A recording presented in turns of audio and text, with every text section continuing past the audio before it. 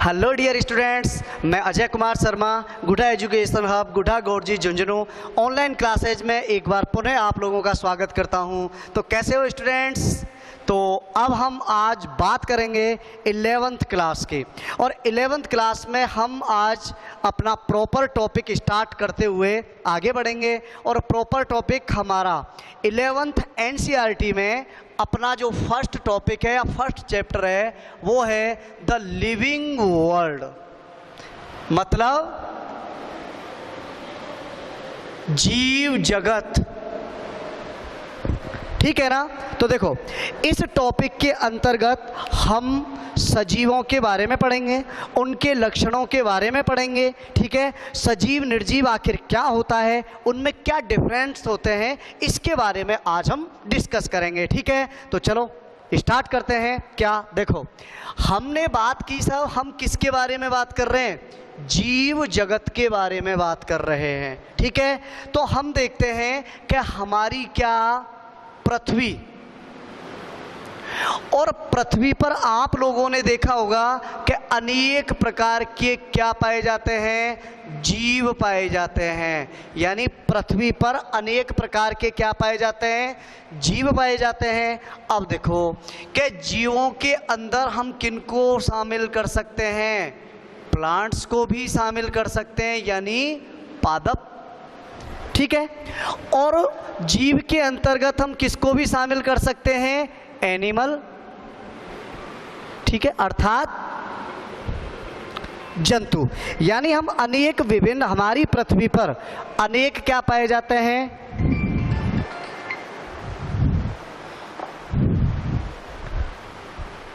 अनेक पादप पाए जाते हैं और अनेक जंतु पाए जाते हैं। ठीक है ना? अब देखो, अनेक पादप एवं जंतु पाए जाते हैं, असंख्य की संख्या में होते हैं, अनेक इनकी कितनी संख्या होती है, और इनमें अनेक प्रकार की क्या पाई जाती हैं? देखो, इनमें अनेक प्रकार की क्रियाएं संपन्न होती रहती हैं।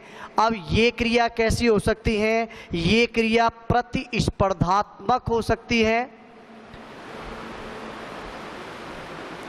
ठीक है, ये क्रिया कैसी हो सकती है? ये क्रिया सहयोगात्मक हो सकती है। ठीक है ना? ये क्रिया कैसी हो सकती है? समन्वयात्मक भी हो सकती है। ठीक है, ये क्रियाएं कैसी हो सकती हैं? सुरक्षात्मक भी हो सकती हैं। ठीक है, यानी अनेक प्रकार की क्रियाओं के लिए ये एक दूसरे पर, जैसे हम बात करें कि अनेक जीवों में एक दूसरे से भोजन के लिए, जनन के लिए, आवास के लिए आपस में प्रतिस्पर्धा भी हो सकती है। ठीक है, देखो एग्जाम्पल के लिए हम बात करें क्या, कि इधर कोई खरगोश खड़ा है, इधर एक शेर है और इधर एक सियार है। अब इस शेर का भी भोजन यही है। ठीक है, और इस गीदड़ या लोमड़ी का भी भोजन यही है। इसका मतलब इस गीदड़ और शेर के बीच में इस भोजन को प्राप्त करने के लिए क्या होगा? कंपटीशन होगा, सब प्रतिस्पर्धा होगी, और इनमें से जो क्या होगा? ताकतवर होगा, योग्य होगा, वो अपना भोजन क्या कर सकता है? प्राप्त कर सकता है। ठीक है, तो इस प्रकार जीवों में आपस में कंपटीशन हो सकता है। सहयोगात्मक, कुछ क्रियाएं ऐसी भी होती हैं जिनमें अनेक जीव एक दूसरे का क्या करते हैं? सब सहयोग करते हैं। भोजन के लिए सहयोग कर सकते हैं, आवास के लिए सहयोग कर सकते हैं, जनन के लिए सहयोग कर सकते हैं। ठीक है, अनेक जीव हैं जिनमें एक दूसरे की क्रियाओं को करने के लिए बहुत ही क्या, एकदम नज़दीकी कोऑर्डिनेशन पाया जाता है, समन्वयन पाया जाता है। उनमें क्या होता है? सब समन्वय की भावना होती है। ठीक है, और इसी प्रकार हम बात करें, अनेक जीव सुरक्षा कारणों से भी एक दूसरे से जुड़े हुए हो सकते हैं। ठीक है ना? तो अनेक क्रियाएं संपन्न होती हैं, और पृथ्वी पर ये अनेक प्रकार के जीव रहते हुए इन क्रियाओं को संपन्न करते हुए अपना जीवन यापन चलाते हैं। ठीक है, दूसरी बात देखो, इन जीवों के, या हम बात करें साहब, अनेक जीव होते हैं, और इन जीवों की अगर अपन बात करें कि ये कहाँ पाए जाते हैं, तो तुम्हें पता है कि इनके आवास डिफरेंट डिफरेंट हो सकते हैं, ठीक है। आवास जंगल हो सकते हैं, समुद्र हो सकते हैं, पर्वत हो सकते हैं, रेगिस्तान हो सकते हैं, मैदान हो सकते हैं, गर्म झरने हो सकते हैं, ठीक है ना। कोई भी हो सकता है, सब वृक्ष भी हो सकते हैं। ये क्या है? अनेक जीव, और अनेक जीव इन भिन्न भिन्न आवासों में पाए जाते हैं, ठीक है ना। भाई अपन देखते हैं जंगलों में अनेक प्रकार के जीव जंतु पाए जाते हैं, समुद्र में हम देखते हैं सब अनेक प्रकार के पादप जातियां भी पाई जाती हैं, ठीक है ना। अनेक प्रकार की जंतु जातियां भी पाई जाती हैं। पर्वतों पर देखते हैं अनेक पादप जाति जंतु जातियां पाई जाती हैं। रेगिस्तान में अनेक पादप जातियां जंतु जातियां पाई जाती हैं। क्यों? क्योंकि इन जातियों के अंदर, यानी ये जो जीव जातियां होती हैं, इन जीव जातियों में कुछ ना कुछ क्या पाई जाती हैं? सब विभिन्नताएं पाई जाती हैं, ठीक है ना। क्या पाई जाती है? कुछ ना कुछ विभिन्नताएं पाई जाती हैं। या हम बात करें कि इनमें डिफरेंट डिफरेंट क्या पाए जाते हैं? अनुकूलन पाए जाते हैं।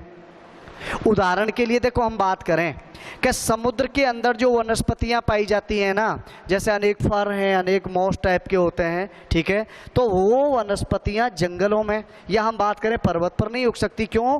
क्या वो स्पेशली उनमें अनुकूलन किस आवास के अनुसार पैदा हुए? समुद्र के अनुसार पैदा हुए। उदाहरण के लिए चलो हम जंतु जाति ले लें। क्या अपन एक मछली है, उस मछली को बाहर निकालकर जमीन पर या स्थल पर पटक सकते हैं? क्या नहीं पटक सकते। क्यों? क्योंकि उसमें अनुकूलन इस प्रकार के हैं कि वो जल के अंदर ही श्वसन कर पाती है, बाह्य वातावरण में वो श्वसन ही नहीं कर पाएगी, इसका मतलब वो जीवन यापन नहीं कर पाएगी। इसी प्रकार से हम बात करते हैं साहब, जैसे अब रेगिस्तान है, ठीक है, रेगिस्तान में मेनली मोटी छाल वाले, गुद्देदार, छोटी छोटी पत्तियों वाले या कटीले जंगल पाए जाते हैं। रीजन क्योंकि यहाँ पे तापमान बहुत ज़्यादा होता है, जल की कमी होती है, तो उन वनस्पतियों में इस प्रकार के क्या पैदा होते हैं? अनुकूलन पैदा होते हैं कि वो केवल यानी कम जल में, अधिक तापमान में आसानी से जीवन यापन कर सकें, ठीक है ना। तो मैंने बताया सब इनमें अनेक विभिन्नताएं होती हैं, और इन विभिन्नताओं के आधार पर वो डिफरेंट डिफरेंट टाइप के आवासों में पाए जाते हैं, और उन आवासों के आधार पर इनमें डिफरेंट डिफरेंट अनुकूलन पैदा हो जाते हैं, ठीक है ना। अच्छा, हमने यहाँ इतनी बातें की, लेकिन एक बात ध्यान रखना कि इसके बावजूद भी यदि हम बात करें किनकी? जीव, या हम बात करें किनकी? सजीव, इनमें अनेक क्या पाई जाती हैं? समानताएं भी पाई जाती हैं, ठीक है ना। तो देखो एक चीज याद रखना कि हमारी पृथ्वी पर विभिन्न संरचनाएं पाई जाती हैं, या हम कह सकते हैं सब ईश्वर की बनाई हुई अनेक कृतियां पाई जाती हैं, और उनको हमने कितने भागों में बांट दिया? 2 में बांटा।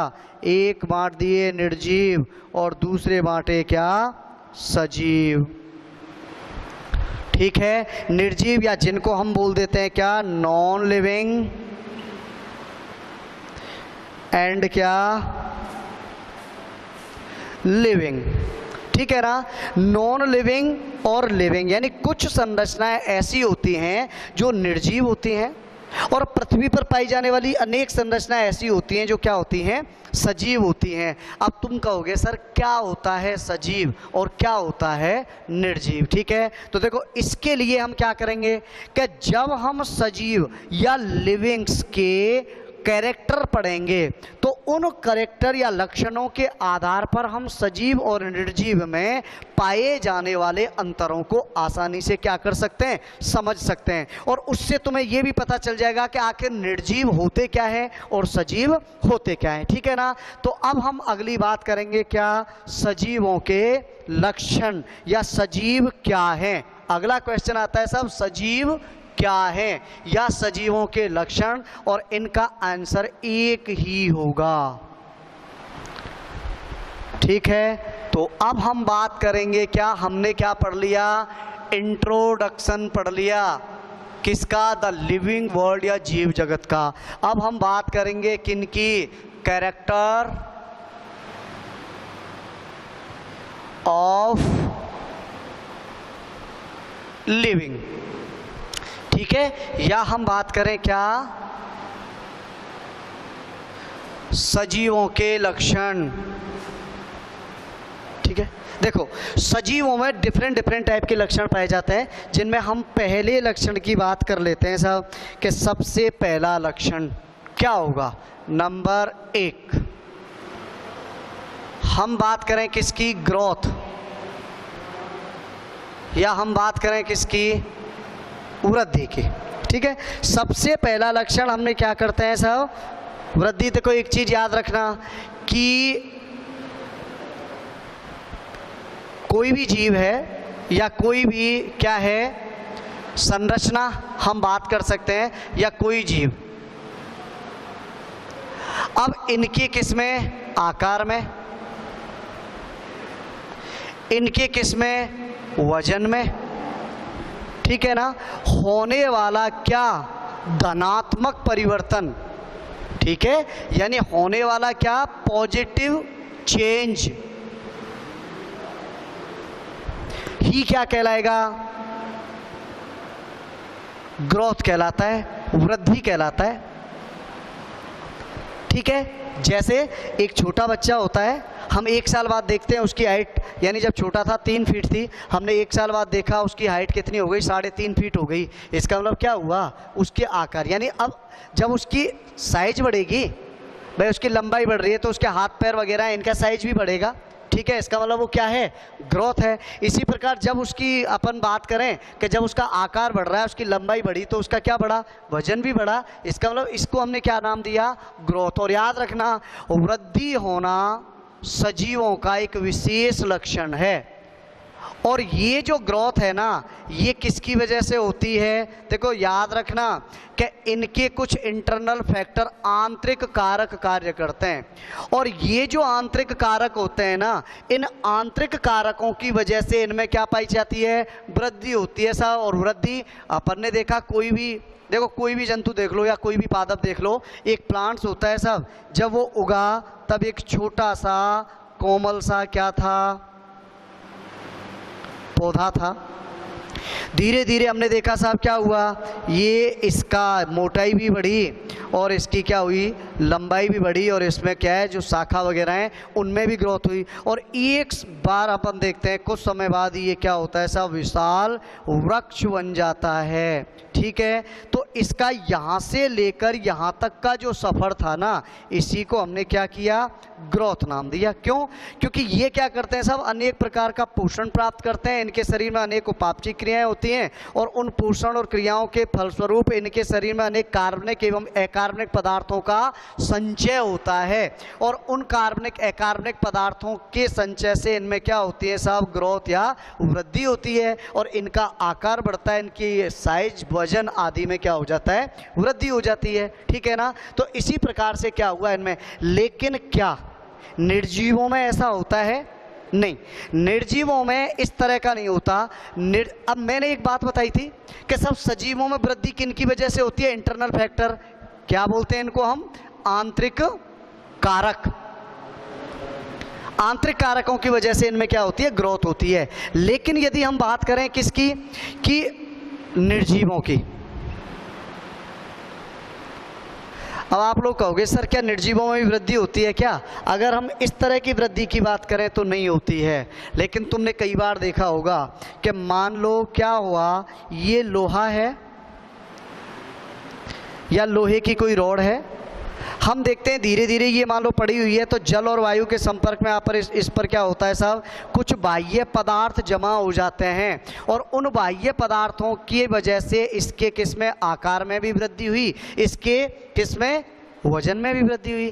क्या इसको हम प्रॉपर ग्रोथ कह सकते हैं, नहीं, क्योंकि प्रॉपर ग्रोथ तो किसकी वजह से हो रही थी, आंतरिक कारकों की वजह से, आंतरिक क्रियाओं की वजह से। लेकिन यहाँ पर कोई उपापचय क्रिया नहीं चल रही, इसने कोई पोषण स्टोर करके अपने ग्रोथ नहीं की है, वृद्धि नहीं की है। ये केवल किन की वजह से, बाह्य कारक या वातावरणीय कारक, और उन वातावरणीय कारकों के जमा होने की वजह से इसमें क्या हुई, वृद्धि। तो याद रखना, विशेषतः आंतरिक कारकों के कारण ग्रोथ का पाया जाना या वृद्धि का पाया जाना किसका लक्षण होता है, सजीवों का लक्षण होता है। ठीक है ना, जबकि निर्जीवों में ऐसा नहीं होता। हम कह सकते हैं कि कुछ निर्जीवों में क्या पाई जाती है, वृद्धि होती तो है, वृद्धि उपस्थित तो होती है, लेकिन वो वृद्धि किसकी वजह से होती है? बाह्य कारकों की वजह से। ठीक है, जैसे अपन ने देखा कई बार कोई पत्थर होता है, अब ये पड़ा हुआ था, हमने देखा धीरे धीरे इस पर कुछ शैवाल कवक वगैरह धीरे धीरे जमा होते चले गया, कोई बाह्य कुछ अन्य पदार्थ, और इसकी वजह से इसका साइज क्या हुआ? इतना बड़ा हो गया। ठीक है, लेकिन क्या ये प्रॉपर ग्रोथ कही जाएगी? प्रॉपर ग्रोथ नहीं कही जाएगी। ठीक है ना। चलो, एक हो गया। अब सजीवों के अदर लक्षण की बात करते हैं।